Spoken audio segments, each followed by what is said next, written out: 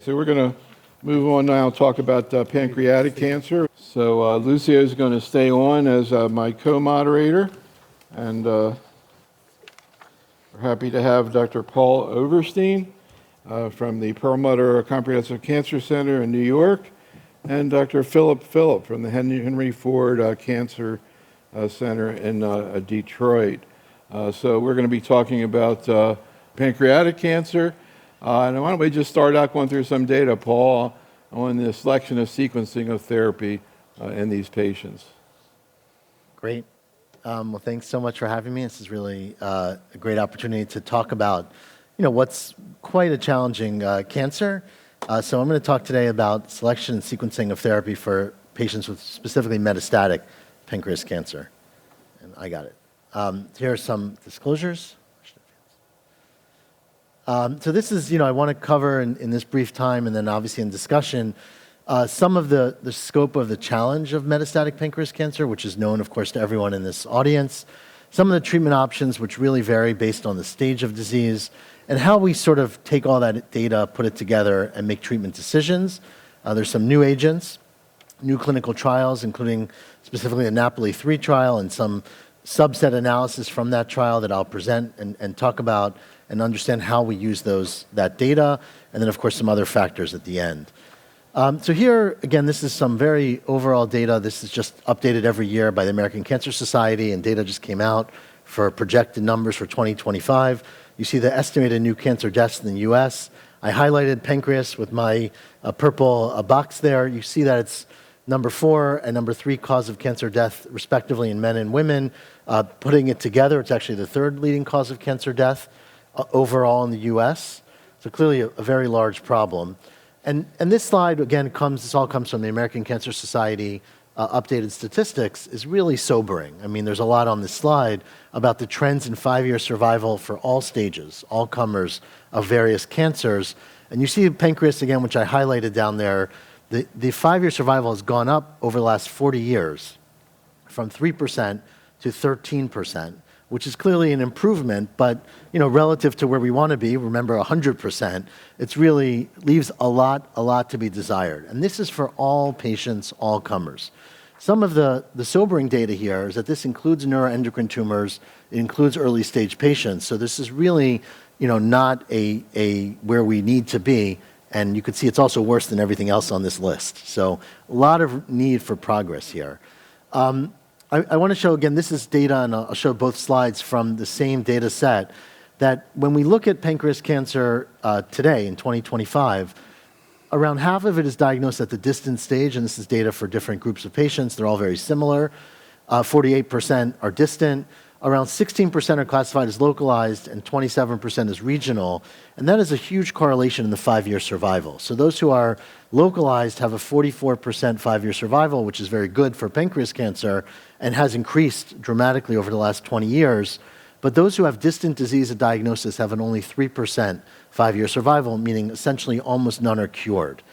And so, even though we've increased the number of patients who are diagnosed early, and we're trying very hard to do that, this is the trend among women. A very similar trend is true for men. Of the overall death rate, essentially, per 100,000 patients or people of pancreatic cancer over the last 80 years. And you could see, unlike many, many other cancers that have changed direction, the number has gone up. It's plateaued, but not gone down for overall pancreatic cancer. So this is really why we got to do stuff. So what do we do? So this is a very schematized slide. There's a lot more data that some we're going to hear in the next talk, and some we've heard already, about milestones in treatment of pancreatic cancer. This is over the last 30 or 40 years, and this essentially encompasses all the positive phase 3 trials. I highlighted 3, I don't know if they're highlighted, but 2011, the regimen of FOLFIRINOX was shown to be efficacious. In 2013, the regimen of gemcitabine and nab-paclitaxel, and then 10 years later, in 2023, what's called the NAPOLI regimen of liposomal irinotecan, oxaliplatin, and 5-FU was shown to be beneficial. In addition, there's some other things. We're going to hear a lot about germline BRCA patients and the use of PARP inhibitors, and then very small population that benefits from immunotherapy. So let me go over some of this data again, very well known to everyone here, but certainly important to understand how we make treatment decisions. So the Prestige study, one of the Prestige studies published in 2011, compared FOLFIRINOX to gemcitabine for metastatic pancreas cancer, did show a significant survival benefit, as you see on the left, but at the cost of substantial toxicity. And again, this is from the publication, highlighting some of the grade 3 or 4. So these are very, significant toxicities, including hematologic. So neutropenia was seen in 45%, grade 3 or 4 neutropenia, compared to around 20% in the gemcitabine group. You could see many toxicities that we know and see in our patients that are apparent with this regimen. The second regimen that led to FDA approval was gemcitabine and nab-paclitaxel, which was compared to gemcitabine alone. Again, there was a survival benefit, as you see here on the left curve. And again, it came at the cost of significant toxicity. It's very hard to read, I guess, unless you have a very big screen, but there was increased hematologic toxicity as well as other toxicity when you combine the therapy. And so this led us with two, robust regimens. What we didn't have was any direct comparison. So there have been a very, very limited amount of data set to compare a FOLFIRINOX or 5-FU-based regimen to a gemcitabine-based regimen. One of the trials, which was a small trial run by the SWOG cooperative group, looked at patients who were resectable, so not metastatic, and randomized them to get one or two of the regimens. And I like to show this because, first of all, not many people have done these trials. And it was small, it was around 100 patients, 50 in each arm, but you could see the curves here, and they essentially look identical. So we really didn't have data, now that's in the resectable setting, we didn't have a lot of data in the metastatic setting. And so until we had data, we have to consider some of the important factors. What stage of disease, what's the evidence in that specific stage, and there's differences in adjuvant and neoadjuvant. What about sequencing, right? We want to make sure patients can receive multiple lines of therapy if appropriate. And so how do we use that in order to make a decision? And then, of course, the side effects, which are somewhat different between the two regimens, and how do we choose for each particular patient how to go forward? I would say that, and I'll get into that in a little bit at the end, the NAPOLI-3 trial, which was presented almost 2 years ago, or exactly 2 years ago at GI ASCO and published more recently, was actually a study, a 770-patient study of metastatic patients who had randomized to direct comparison. So as you see in the, I don't know what the color is down there, the orange down, half of the patients got gem-nab-paclitaxel just like in the prior studies, and the other half received a new regimen called NALIRIFOX, which is a modification of the FOLFIRINOX regimen utilizing liposomal irinotecan, which has liposomal bound molecules of SN38 of irinotecan and may penetrate better and have a different toxicity profile. They also modified the oxaliplatin and reduced the dosing. And patients were treated until progression. You can see here on the left and on the right, the left is the progression-free survival curve, the right is the overall survival curve. There was a small but significant benefit in the combination of NALIRIFOX over gem-nab-paclitaxel. And these are subgroup analysis from the original article, just showing that really across the board, with varying degrees, those above the age of 65, which included half the patients in this trial, those with high CA19-9, head of pancreas, all of the different variables that are important to us, showed benefit, or at least trend to benefit, in the NALIRIFOX arm. This is updated data that was actually presented much more recently on the left, actually at GI ASCO this year, that with 29-month follow-up, the overall survivals, the median remains the same, 11 versus 9.2 months, and is significant. But the 12-month overall survival now is showing 45% 12-month survival in the NALIRIFOX arm compared to 26% in the gem-nab-paclitaxel. And quite intriguingly, and again, this is early data, the 18-month survival with metastatic patients is 39.6%. So close to 40% 18-month survival compared to 20% in the gem-nab-paclitaxel arm.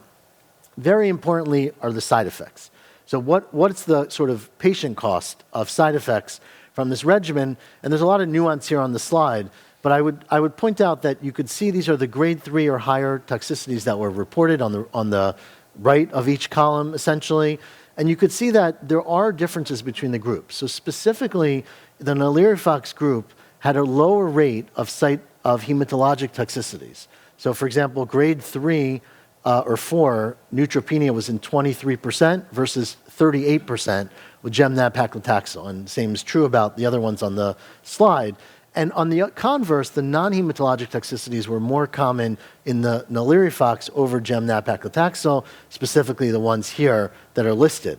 Right below that, the third from the bottom, is peripheral neuropathy, which somewhat surprisingly was actually similar, if not slightly lower, in the NALIRIFOX group, even though they used oxaliplatin, but there was, of course, a modified dosing, and that seemed to avoid the increased toxicity that we often see with that. This is some more data that was also just presented now at GI ASCO, a very interesting subset data of the NALIRIFOX study of this NAPOLI-3 study, where they looked at patients who had dose modifications and found that really across all groups, if a patient had a dose modification, they had a better outcome in this study than if they had no dose modifications, again suggesting that if one is aggressive about modifying the doses to make sure that we can give a drug and a combination that a patient can tolerate, we can get better and more pronounced benefit from these patients, for these patients from that regimen. One more slide, one more presentation that was shown at GI ASCO this year as well was looking at one of the common questions, which is what about UGT polymorphisms, which are common in around 10% of patients, so they're not common, but they're seen in 10% and are associated with increased toxicity from irinotecan in many settings. In this randomized trial, 10% of people in each group, they were not tested beforehand, but they were tested afterwards. So around 10% of patients in each group had UGT1A1 by homozygous mutation, predicting increased toxicity. But intriguingly, they didn't have overall increased toxicity in the trial. And again, this sort of argues to the point that when we modify the treatment based on side effects, we can overcome a lot of the severe toxicity that was seen previously and can keep patients on treatment. Finally, from this data set, this is a systemic review, again, using published data, but not head-to-head comparison, so that's an important caveat. Looking at these three regimens. So NALIRIFOX on the left, FOLFIRINOX as reported in the PRODIGE study and other studies, and gem-nab-paclitaxel. And looking at select side effects, you could see for anemia, the rates of toxicity were lower than what you saw with FOLFIRINOX when you used NALIRIFOX and gem-nab-paclitaxel. The rates of neutropenia, febrile neutropenia, and platelet reductions were all lower with the NALIRIFOX regimen. And as we pointed out earlier, the rates of diarrhea were in fact higher with NALIRIFOX. Very intriguingly, in this comparison, the peripheral neuropathy was lowest in the NALIRIFOX group, and these are severe toxicity, 3 or 4, compared to gem-nab-paclitaxel and FOLFIRINOX. So quite a different toxicity profile to use when we're making treatment decisions. So what do we do, right? So I think we need to utilize this data and look at the patients sitting in front of us. We know that there's superior efficacy with NALIRIFOX over gem-nab-paclitaxel. We don't have any head-to-head comparison with FOLFIRINOX. We know that the toxicity profile is different and that you certainly need to look at these differences because they're not the same, right? So utilize the information you have for your patient, and we also want to keep in mind what are you going to do after first-line therapy. And this comes to other data that was shown from this NAPOLI-3 trial, again, 770 patient trial. So there's a wealth of data we can learn from it. And you could see that in this clinical trial setting, 50% or 55% of patients overall got second-line therapy. So although we have second-line therapy, we have an FDA-approved second-line therapy, almost half of patients can't get it. And so it's super important to keep that in mind, manage the toxicity, think about how we can modify things so that we can enable patients to go on to get second-line therapy. Now, when we get to second line, we think generally in my last minute of a few pathways. So one is identifiable targets, and we're about to hear about some of these targets. Thankfully, this list is growing, I would say, every couple months or so. These are all targets for metastatic pancreas cancer, which is a new list, right? 5 years ago, we would have had maybe one of these. But if a patient doesn't have a target, then it depends on what they got first line. So if a patient had prior 5-FU-based therapy, we give them gem-based therapy second line. Again, the data for that is not as robust, but that's the common practice. But if a patient had prior gem-based therapy, we give them often this regimen, which is the FDA-approved regimen from what's called the Napoli-1 trial of liposomal irinotecan and 5-FU versus, in this study, 5-FU alone and leucovorin, showing a survival benefit, and this is FDA-approved. So this is a standard second-line regimen, and again, we want to get our patients to the point where they can get all these regimens. So finally, in summary, I would say treatment has advanced, though I showed you data showing that the 5-year survival has not dramatically advanced, and we got a long ways to go to get patients out to 5 years. But the good news is that a much larger group of patients now are surviving till 18 months, and we hope that over time that, of course, will mean longer and longer. We have two general backbones. Nalirifox in the Napoli-3 trial showed improved efficacy compared to a gem-based chemo regimen, but patient factors are incredibly important, because they're different regimens, they have different toxicity, and we want to choose the best regimen with the least toxicity to improve quality of life. So that's really the goal, and this data hopefully will help support that. Second-line therapy is important and needs to be part of what we do, and of course, targeted therapies, clinical trials are ongoing. We'll hear more about them in a minute. There's a lot more going on, and we'll have a big impact on the future for our patients. So I want to turn to Philip and ask a question I've asked quite a few times with you over the years, which is, how do you just, except I think maybe the answer has changed a little bit as time has gone on, which is, how do you think through first-line therapy of metastatic pancreatic cancer? And how does that vary based on the patient's age, comorbidities, complications, et cetera? So, again, I think Paul did a great job in giving you all the components of the decision-making. At this point in time, I would look at the patient, and the first question is whether I want to give them triplet or doublet. That decision is also shared with the patient and the caregiver. So there's something there, which I have to also say that when we think of FOLFIRINOX or NALIRIFOX or gem-nab-paclitaxel, gem-nab-paclitaxel still has toxicity if you give it 3 weeks on, 1 week off. So that really opens up the room for even using it as a different regimen, for example, in older patients, giving it every 2 weeks, or even in patients who are poor performance status. So if you go back to what we have evidence now, and the only study that looked at triplet versus a doublet is really the Napoli-3. That's the only trial we have. At SWOG, we did the 1505, which was in the resectable setting. And in fact, there's another study, PAS-1, the 01, which also doesn't show that FOLFIRINOX is better than gem-nab-paclitaxel. So collectively, the only solid data we have is the one from Napoli-3. So the real thing comes down to, as clinicians, how do we really manage the toxicity and the diarrhea, and how we do dose reductions. And in fact, if you remember, even from the days of the MPACT trial, patients who had dose reductions in the gemcitabine-nab-paclitaxel lived longer than the ones who didn't, because the whole idea is to give the patient the quality of life, also to stay on the treatment, because the longer they are on the treatment, they're probably going to do better. Before I ask Paul the same question, getting back to you, NALIRIFOX or FOLFIRINOX? You're asking me? So increasingly, I've known how to use the NALIRIFOX, and I will use it because of the evidence of because of the evidence of the triplet versus doublet. The only trial that was done was the Napoli-3. When the gemcitabine-nab-paclitaxel was first presented, we wanted to do a study versus FOLFIRINOX, but no one agreed to do that. But this was the first trial that was done in a more systematic fashion, prospective fashion. I'm curious what you see in terms of quality of life, patient convenience, et cetera. Again, FOLFIRINOX versus NALIRIFOX. So basically, I just want to go straight to the diarrhea. Diarrhea is obviously an issue. We're not going to, but not every single patient gets a grade 3-4 diarrhea. So trying to figure out, for example, I still do the UGT1A1. That's something I routinely do. I also, by the way, do DYPD genetic testing routinely. And my threshold for reducing the dose in subsequent treatment is very, very low.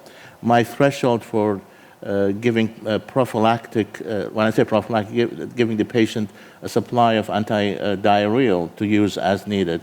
If you remember many years ago when irinotecan was first used, there was a lot of problems with the diarrhea. But now we don't talk as much about it because now we learn to be more aggressive about it, how to deal with it. But the issue is, Are people afraid of dose reduction sometimes? Yes, they are. They think this is the standard of care. I don't get too frightened of reducing the dose a bit in a patient when you have the other things that compensate for that toxicity. The neuropathy is less. As you mentioned, the myelosuppression is also different with the Nalirifox. So if we learn how to use the combination better, we have a combination that has been proven to be superior to a doublet in a phase 3 trial. That's as far as we can go. So, Paul, same question, kind of going beyond the data as Philip just did in terms of getting into the granularity of clinically what you see tolerability-wise, how you think it through, how you share it with the patient. Yeah, no, I mean, this question's been ongoing for quite some time, as you referenced. I think, seeing this kind of data really helps us in some way. I think the 2-year survival, the 18-month survival, the 12-month survival, I think that really matters and speaks to patients more so than maybe median. Meaning if we can say to them, this regimen gives you a greater chance of being alive a year from now, 2 years from now, but it's at a cost of toxicity, right? And then they make that decision of sort of when you describe the toxicity, is it something I want to give a try for? And I'd say we certainly have increased the amount of 5-FU or Nalirifox-based treatment at the expense of Gemnab paclitaxel in patients, where previously if someone was frail or elderly or certainly you would worry about comorbidities. I think this gives us a lot more comfort with the caveat of the GI toxicity. So diarrhea is real and it's no fun, right? And I think there's other toxicity, of course, but that's one that we really take into account. I think, sorry, let me just finish.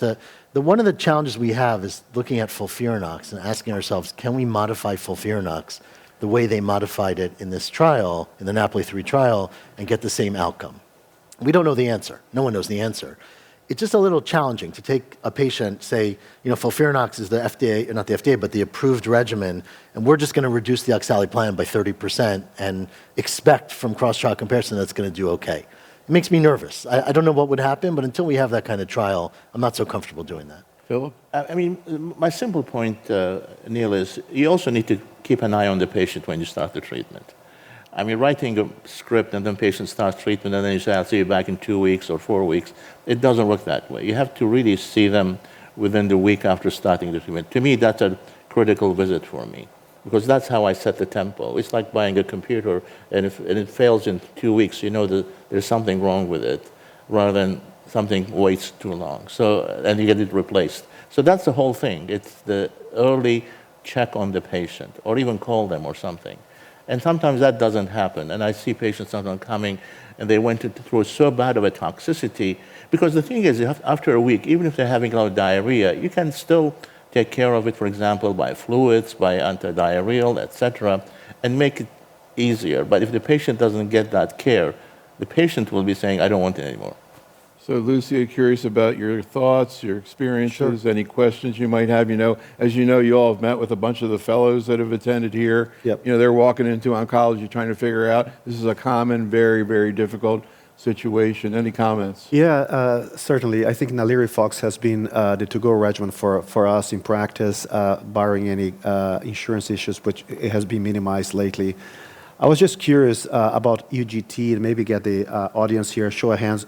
Who always checks UGT pre-therapy with irinotecan? Can you raise your hands? So we're talking about 10, 20, let's say 20% or so ballpark. So I have checked, and I stopped checking, I'm checking now. So when you get a UGT polymorphism, what do? Do you go to paclitaxel or do you lower the dose of the irinotecan part? How do you manage in practice? Philip? For UGT101? Yeah. So UGT101, you really have to diagnose or exclude the UGT1A1 homozygous, which is the Gilbert syndrome, basically. Right. And if I see that, in my practice, I go straight to 50% of the dose of whether it's irinotecan or liposomal irinotecan. So that's really my first initial thing. Granted, when FDA approved the UGT1A1, it didn't give directions of what you do, for example, in the heterozygous. But still, if I see a heterozygous patient, I will reduce it by maybe 30, 40%, just to be on the safe side. You can always go up. Yeah. But for homozygous, no, you have to, in my opinion, you have to really go half. Now, some patients, they might just breeze through it and you can go up. But I think I don't want to take the risk in a 50%, sorry, in a homozygous patient. Yeah, that makes sense. My rule of thumb is 25% and 50% respectively. But other question, how do you manage olaparib for a patient with a BRCA or a BRCAness like HRD, ATM mutation, insofar as tolerability with chemotherapy, sequencing? How do you do that? Paul? Yeah, so that's a good question. I think, well done. Thank you. And I think Philip's going to go through some of the data, but I want to think. I think it gets a little tricky because what's quite interesting with Nalirifox is that there are a subset of patients who don't seem to have severe toxicity as sort of billed, and they're doing it and they're sailing along because they don't get the neuropathy as severely. They don't really need to stop the oxali after 4 or 6 months, which is of course what you would do with olaparib treatment. So I think it hasn't come up that often yet. It's a pretty new regimen. Right. But I think you have to stop chemo to justify using olaparib. And really, we use it in patients who need to stop oxaliplatin because of neuropathy, and those who are just sick of chemotherapy and want to take a chance. Yep, that makes sense. Quick question. High TMB in pancreatic cancer. I'm yet to see a patient that responds only high TMB. I had one patient with MSI high that did respond with pembrolizumab, but TMB high, it seems like a different animal. Any comments on this?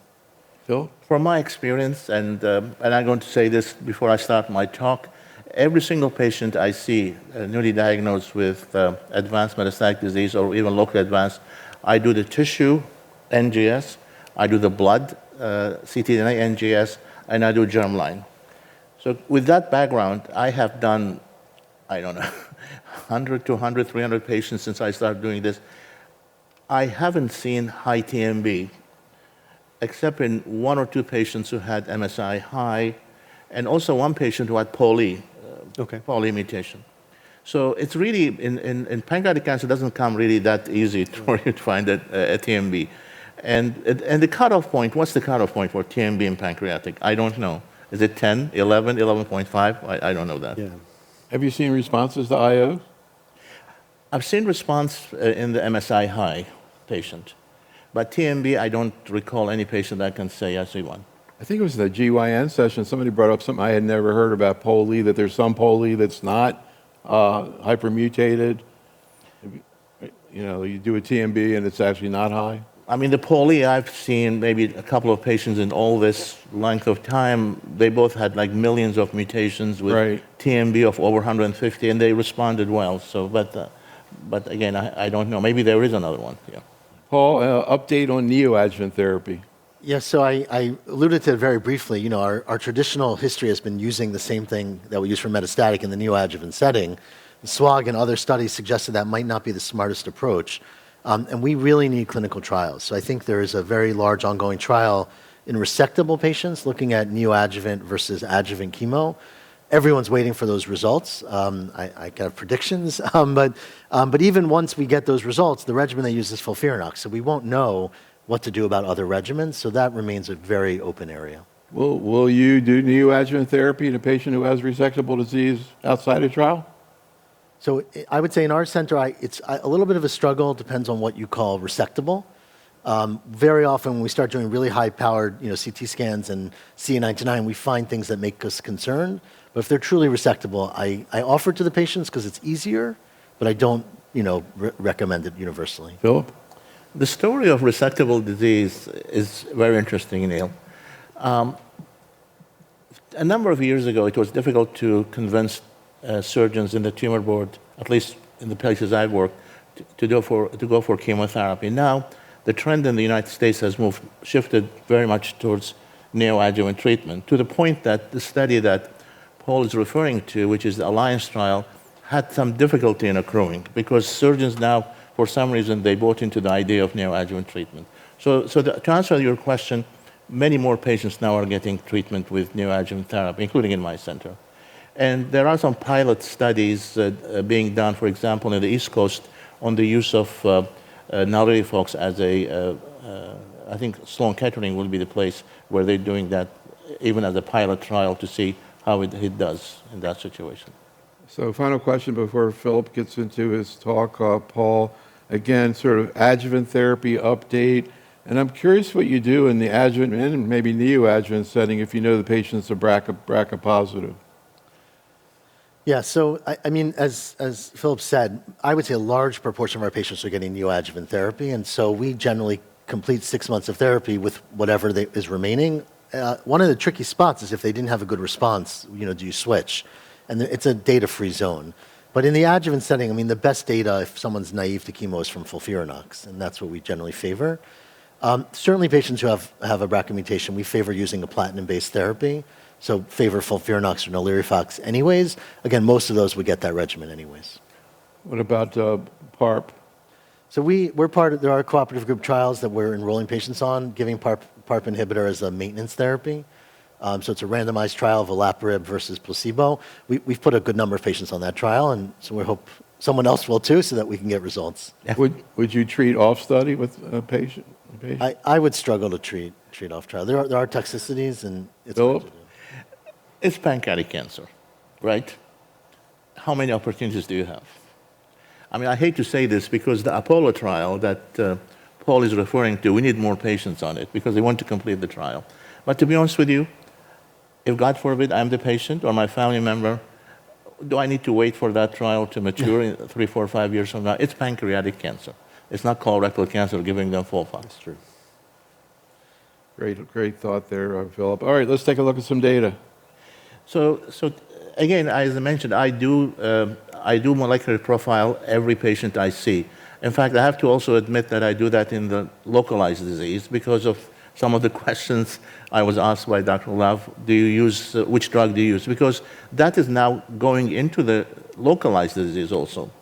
And also, I'm sure you read a few days ago the article in the Wall Street Journal, which was really saying pancreatic cancer is having new drugs. So I'm going to touch on some of these drugs. So this is my...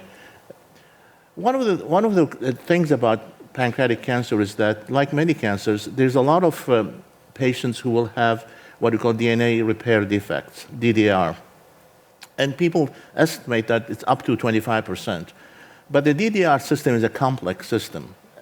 However, we're focusing on the BRCA1 and 2 germline mutations, and with it comes the PALB2 mutation. And you can even slip into the POLE, which is even rarer. 5 to 7% of the patients we see in the United States can have germline mutations, and also it depends on where you're living, whether in the East Coast or the middle of the country, because some places have more based on, for example, Ashkenazi Jewish heritage. 40% of the patients have germline BRCA1, 2 mutation and carry that, but there's no history of cancer in the family. Keep that in mind. I have a lady who is a white lady from northern Michigan, and she has BRCA2 mutation. She doesn't have any family history, and she's someone who you may not suspect to have that. But that really tells you something, that every single patient who comes to you has to be tested for the BRCA mutation, and that's simply a recommendation now. Now again, for the sake of time, why do we use, this should say BRCA, sorry, there was a mistake. Why should we use PARP inhibitors? There's a mechanism called synthetic lethality. So just to make it simple, one of the genes that encode for BRCA is defective, they don't have enough of it, and therefore the cell is trying to compensate by trying to repair, they have to repair the DNA damage, right? Some patients couldn't do it, therefore they got the pancreatic cancer, but the ones who have the pancreatic cancer, they still have that gene. And if you hit the cell with something that requires the help of another molecule, here is the PARP1, then it can probably do some repair. But if the PARP1 is also inhibited, blocked by a PARP inhibitor, then the cell cannot sustain itself and it will die. So that led to the use of olaparib in patients with advanced pancreatic cancer. This was an ambitious trial because the number of patients are not that many, but it was done internationally. It had 154 patients, and the design is very straightforward, olaparib versus placebo. And in this trial, they showed that olaparib, it's given after patients have maintained stable or improving disease after at least 4 months of combination chemotherapy, and most patients receive FOLFIRINOX, by the way. But I have to say that in my practice, I have patients, like this patient I mentioned to you, she's up north, and she doesn't want to carry the pump and come backwards and forwards. She's very much wanting to have treatment with me. I put her on gemcitabine and cisplatin. You can do that also, because there's evidence that any platinum, including cisplatin, or maybe even better than oxalic, we don't know. Anyway, so when they were stable 4 months or better, then they get the olaparib, and certainly the olaparib delayed their progression of the disease. So this is important because the placebo was the control arm. But then again, think of if they didn't get placebo, they would have gotten chemotherapy. And the question is, do you get the same answer? Probably not, because here you're giving a specific target therapy in patients who have been selected that they will be better to respond to the treatment, given that they responded to platinum. The overall survival was a bit more difficult to really show an improvement statistically, although there was a trend. But also keep in mind, some of those patients also crossed over to receive olaparib when they were progressing. So it might be a bit more difficult to really talk about that. The side effects, the major ones, I would say, you get anemia with it. And 25% of the patients had treatment-related toxicity.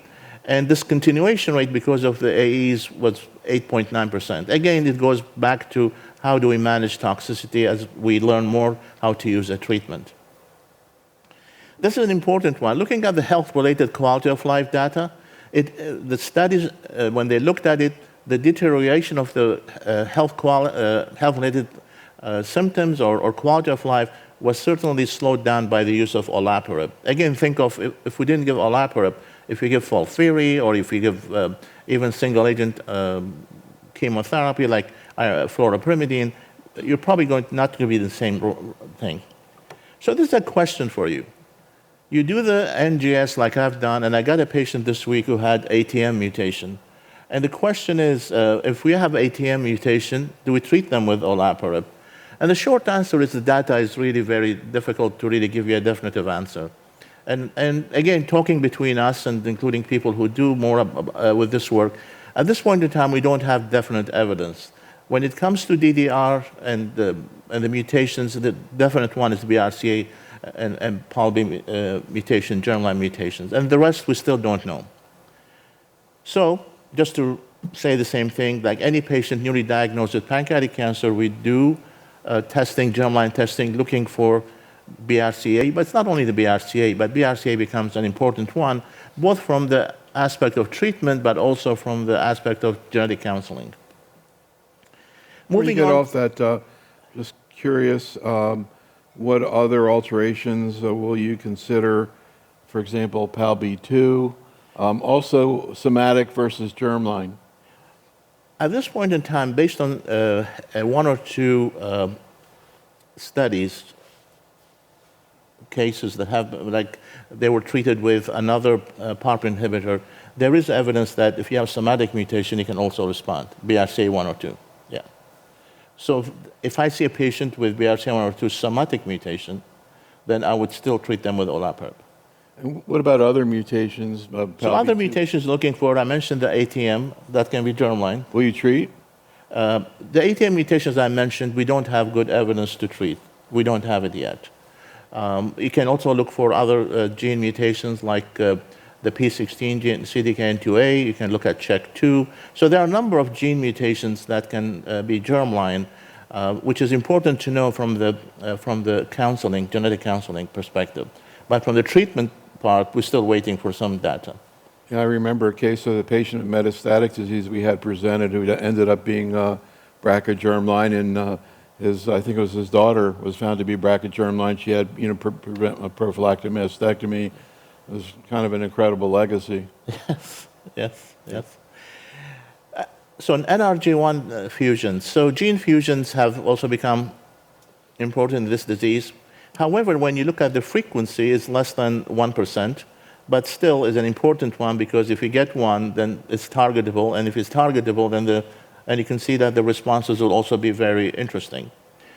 One thing you have to keep in mind, it's enriched, this is all comers, but it's enriched in patients who are KRAS wild type, and I'll come to that. And also it's enriched in patients who are younger than 60, and in fact we're seeing more of those patients. This was a study we did in collaboration with one of the vendors, and we looked at over 2,000 patients. And if you look at the right side of the slide, wild-type patients, and they were 10% of the population, by the way, you see an enrichment of fusions, targetable fusions. So it just gives you an idea of the value of doing NGS. But what I'm saying now is really going to be irrelevant in a few months or a year, because you have to do NGS because KRAS targeting, which I'm coming to it. So KRAS targeting, but also those who are wild-type, there are potential for other treatments, including targeting NRG1 fusion. So just briefly, the NRG1 combines with HER3, and it dimerizes with HER2, leads to signaling downstream. And then the antibody, which is zenocutuzumab, it's an antibody that targets the HER2 and HER3, and therefore it stops this, the downstream signaling.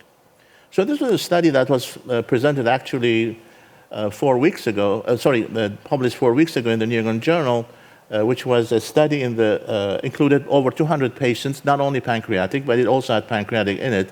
So I'm just going to show you the efficacy of the drug in the 32 patients of pancreatic cancer who were previously treated with chemotherapy. And you can see that the response rate was around 30%. In general, like all the population, but in pancreatic cancer patients, responses were over 40%, and you had a very decent duration of response controlled disease, which was over 6 months. So certainly there is activity there. Side effects, this is just to show you side effects, mainly grade 1 and 2 side effects. Rarely you see any significant grade 3 side effects. So a very interesting treatment, 18% diarrhea, some fatigue, some nausea, but otherwise no major side effects. So that's NRG1 fusion. The other treatment, which is really very interesting, and you'll hear about it more in ASCO coming up in June, is this TT fields disrupt the electricity or electric fields that work on, and you heard about it in the lung session, so I'm not going to spend too much time. I'm just going to focus on a couple of things. One is, if you look at the right side of the slide, and it was mentioned actually during the discussion phase an hour or two ago, there is something to do about cell dying and immune response and all that. Why is that important for me to mention? I'll come to it in a few minutes. So this treatment is, as you would expect, someone wears the pad. It's there for 18 hours. The machine has made it a bit lighter, simpler to use. And they did a phase 2 study in 6 European countries just to look at the tolerability and some early data. There were 40 patients. And the main side effect here is skin toxicity. Well, we would expect that somehow. So that's the main side effect which we have here. This is the PANOVA-3 phase 3 trial, which had over 500 patients. And it was a combination with TT fields plus gemcitabine paclitaxel versus the control arm, gemcitabine paclitaxel. Primary endpoint was overall survival, which to me is interesting because when we do trials, there's a lot of tendency to really use a progression-free survival as the primary endpoint. But they went for overall survival, which I think was a bit ambitious. But then again, this was on December 2nd. It was announced that it was a positive trial with at least 2-month median survival advantage. And if you look at the improvement at 12 months, 13%, and improvement at 24 months is 33%. So why am I linking this to the immunology thing? Because it's possible that this treatment is really changing the microenvironment within the tumor in a way that's allowing the biology to change and let the patients survive longer. It also means that it may be an opportunity for us to really combine this with other treatments, for example, immunotherapy. Okay, now moving on to continuing with the genomics. So 90% we mentioned that KRAS positive, they have mutation. And as you know, over the years, it was really very difficult to think of something that we can do in those patients. And a KRAS mutation is very early during the development of the cancer. And there are different mutations. The most frequent one is D, and then comes the V, and then R, DVR. And also, you're aware of the G12C, which I'm not going to really talk about today. So that's where the start was in patients with pancreatic cancer, the G12C mutation targeting, which is 1 to 2% of the patients. But the real thing is, how do we go after the more common ones, the DVR? And there are various ways that you can target the pathway, either directly to KRAS or around it, like downstream. But the one which I really want to show you is that there are a number of clinical trials currently ongoing. And these trials, this is just it's not an updated list, but there are many more trials. But you can see that there are different targets, G12D, or it could be a pan-RAS target. And the one which really we had some very interesting results is the one which was a pan-KRAS inhibitor, RMC-6236. And you can see that in terms of the survival and the progression-free survival, it's really very interesting, intriguing. And also the depth of the responses that have been seen. And this has now gone into a phase 3 trial, prospective phase 3 trial called RASolute 302, which is a second-line trial, and in patients with metastatic disease, which is using this compound versus standard of care second-line treatment. So certainly something which is really worth thinking about. Side effects, one of the major side effects will be the skin rash, but also maybe stomatitis and diarrhea. The other thing, which goes back to what we were talking about early stage disease, is the use of the vaccines now in that context. And this is a study that was published 2 years ago, and there was an update a few weeks ago on it, and there's a lot of, obviously, news items going around it. This is personalized RNA neoantigen vaccines to stimulate the T-cell attack in the pancreatic cancer cell. This was a study in resected patients, so it's not metastatic disease. And this is an area which obviously is expanding very fast. If you look at the list, I accessed the clinicaltrials.gov in mid-February, and this is a list of ones I found in terms of the vaccine trials in pancreatic cancer. And you can see that more than half are in patients after resection of the disease. And there are different varieties of platforms that are being used, including mRNA, but also there are studies going after the KRAS as a vaccine. So something which will take an hour to talk about, but I just wanted you to be aware of it. Going back to the issue of the synthetic lethality we talked about, there's another opportunity in pancreatic cancer, in fact, a sizable one, in 20%, where patients can have MTAP loss. And patients with MTAP loss, now there are a number of studies that are trying to, again, the same principle of the synthetic lethality, a number of drugs at this point in time, like the AMG 193 study that we have in our institution. So something to keep in mind. The reason why I'm mentioning all those studies is to reinforce the fact that you have to do the NGS, and second, you have now options to refer patients for a number of these options, whether there are KRAS inhibitors, vaccines. So just to conclude, all newly diagnosed patients, in my opinion, should get the germline testing and also tumor profiling. Olaparib is currently the standard of care in patients as a maintenance treatment after favorable response to platinum-based treatment. And Tursulvab is effective in patients who have NRG fusions. But again, to reach to that point, you have to really do the NGS. And the enrichment is within the KRAS wild type and also younger patients. The TT fields prolong survival in patients with locally advanced pancreatic cancer. So that will be hopefully another treatment option for those patients. And there are promising other targets, like we talked about KRAS. I didn't mention the Claudin 18.2 because the study has been completed. We don't have the outcome yet. And also all the vaccines that are currently being developed. So that was exciting to see all these new therapies. Interesting about the tumor treating fields. One final question back to you, Paul. I was chatting with Lucio, and he brought up the issue of nutritional support in these patients, pancreatic enzyme replacement, immunonutrition, and improving outcomes and tolerability of systemic therapy. Any comments?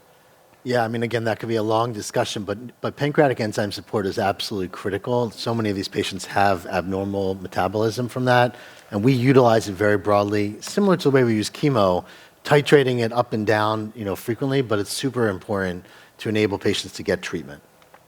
So we're going to move on. Thank you very much. Thank you.